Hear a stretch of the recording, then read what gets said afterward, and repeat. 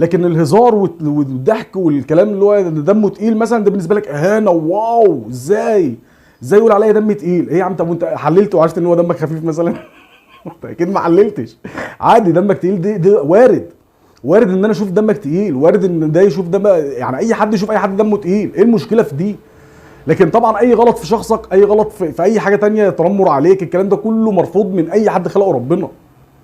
لكن فكره ان انا ابقى شايف ان دمك تقيل، دي مش شتيمه يا كابتن، دي مش شتيمه يا كابتن. الشتيمه اللي حضرتك كنت تسمعها فعلا من سياده المستشار، وبيغلط في الناس كلها، وبيتنمر على الناس كلها، وبيتكلم عن الناس كلها، وحضرتك كنت بتبقى مبسوط.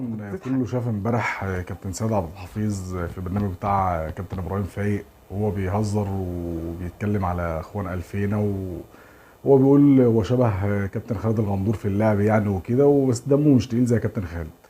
المهم كابتن خالد طبعا بهدل الدنيا من امبارح، وشويه نزل بوست شكرا يا كابتن سيد، وبوست بعده الاصدقاء اللي لعبت معاهم، وما زهقش قام عامل فيديو وقعد يتكلم بقى طبعا في شعائر دينيه والاخلاق والاحترام والادب وحاجات كتير قوي قوي قوي يعني يا كابتن خالد. يا كابتن خالد في ايه؟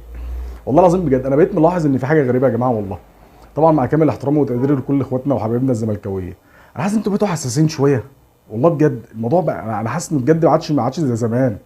الواحد فين يا عم ايام الزمن الجميل لما كنا نحفل عليكم ولا نهزر معاكم في اي حاجه وعادي، والدنيا ماشيه والدنيا حلوه والدنيا لطيفه ومفيش مشكله.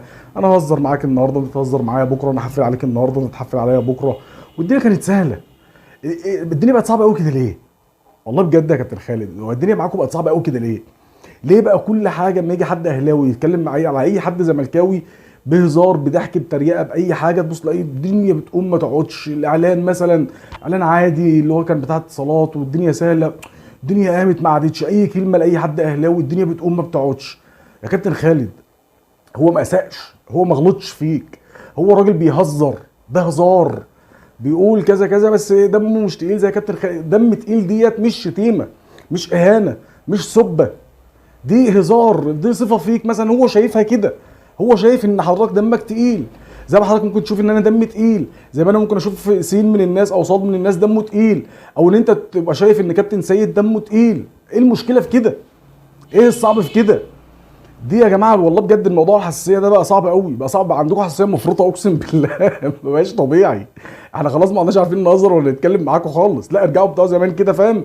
كان يعني ليا اصحاب زملكاويه والله كانوا يقول لك على جدتنا انا حاسد من كتر التحفيل والكلام ده. فين بقى الايام دي؟ عادي هزار وضحك وبتاع. يا جماعه الموضوع اسهل من كده بكتير. دي نقطه يا كابتن خالد، دي نقطه. اتمنى ان حضرتك ما تكونش حساس وتاخد الموضوع عادي كده بصدر رحب، والدنيا اسهل من كده بكتير قوي. النقطه الثانيه بقى والاهم يا كابتن خالد، الفيديو اللي حضرتك عملته وبتتكلم فيه بقى عن الاخلاق والادب وايه دوت والافلاس الرياضي، وفين الكلام عن الرياضه، وفين الكلام عن الكوره، وانا في الكوره مش عارف ايه وايه وايه، والكلام الكبير قوي اللي حضرتك قلته في الفيديو يعني. وحضرتك كابتن خالد بتنسى ولا مفكرنا ان احنا اللي بننسى؟ والله بجد اصل الاهانات بقى والسبه بجد والشتايم بجد والتريقه اللي بجد كانت بتحصل مع حضرتك في القناه بتاعت نادي الزمالك، لما كان سياده المستشار بيخش يشتم الناس كلها ويسب الناس كلها ويتريق على الناس كلها، ما كانش بيسيب اي حد. معايا يا كابتن خالد؟ وحضرتك كنت بتقعد كده وانت مقدم البرنامج، يا اما وش حضرتك في الارض، انا اسف والله بس ده واقع وده حقيقه يعني، يا اما وش حضرتك في الارض يا اما تضحك. ما كنتش بتقول له لا حرام عيب ما ينفعش الاخلاق يا ست المستشار، عمري ما سمعتها منك. كان على قلبك زي العسل، مع ان هو ده الغلط، مع ان هي دي الاهانه، مع ان هي دي اللي ما فيهاش اخلاق. لكن الهزار والضحك والكلام اللي هو دمه تقيل مثلا ده بالنسبه لك اهانه، واو ازاي يقول عليا دم تقيل؟ ايه يا عم؟ طب وانت حللت وعرفت ان هو دمك خفيف مثلا؟ انت اكيد ما حللتش. عادي دمك تقيل، دي وارد ان انا اشوف دمك تقيل، وارد ان ده يشوف دم، يعني اي حد يشوف اي حد دمه تقيل، ايه المشكله في دي؟ لكن طبعا اي غلط في شخصك، اي غلط في اي حاجه تانية، تنمر عليك، الكلام ده كله مرفوض من اي حد خلقه ربنا. لكن فكره ان انا ابقى شايف ان دمك تقيل، دي مش شتيمه يا كابتن، دي مش شتيمه يا كابتن. الشتيمه اللي حضرتك كنت تسمعها فعلا من سياده المستشار، وبيغلط في الناس كلها وبيتنمر على الناس كلها وبيتكلم عن الناس كلها، وحضرتك كنت بتبقى مبسوط وكنت بتضحك. فكابتن خالد اهدوا كده، اهدوا يا جماعه والله اهدوا. السنه لسه طويله وبعدين لسه قدامنا سنين كتير ان شاء الله، ما عادش ينفع بقى الجو ده بقى. بلاش القمص ده، بلاش القمص ده، فاهم؟ شد شويه كده اسد يالا في ايه. سلام.